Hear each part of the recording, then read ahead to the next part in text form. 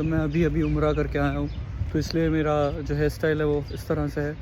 दूसरी चीज़ जो बहुत ज़्यादा इम्पॉर्टेंट है उम्रा के लिए, नियत करना।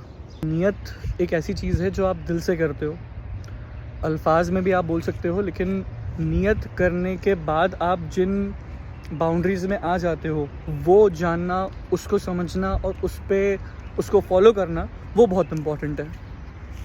तो कुछ बातें हैं जो नियत करने के बाद आपको ध्यान रखनी है। एक्चुअली नियत करने से पहले ही इन बातों का ध्यान रखना, इन बातों को याद रखना है, ताकि आप नियत करने के बाद इन गलतियों को ना करें। क्योंकि अगर नियत करने के बाद, यानी उम्रा की नियत करने के बाद आपसे अगर कोई भी गलती हो जाती है तो आप पर दम वाजिब हो जाता है।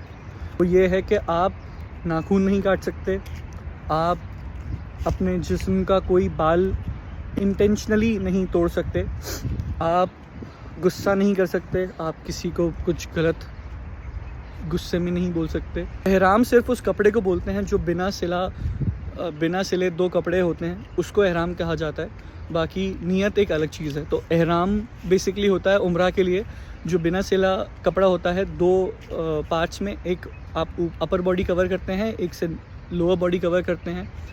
दूसरी चीज़ के आपका जो लोअर बॉडी कवर कर रहे हो आप, उसमें आपको टखनों से नीचे नहीं पहनना है उस एहराम को।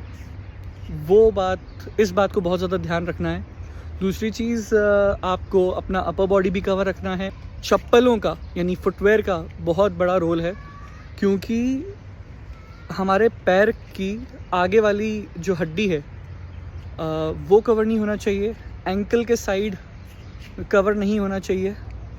तो बेसिकली अगर मैं एक सिंपल वर्ड्स में इसको डिस्क्राइब करना चाहूँ तो मैं यही कह सकता हूँ कि रिलैक्सो जो चप्पल होती है हमारी, वो कैंची वाली ऐसी वाली जो चप्पल होती है, हम सिर्फ वो अगर पहन लें तो इसका कन्फ्यूजन है वो दूर हो जाएगा, उसमें सब कुछ कवर हो जाएगा। ये कुछ था एहराम के लिए। अगर आपको और भी कुछ जानना है, और भी कुछ क्वेश्चन है आपका एहराम को लेकर या उम्रा की या हज की नियत को लेकर, तो प्लीज़ मुझे कमेंट में बताएं।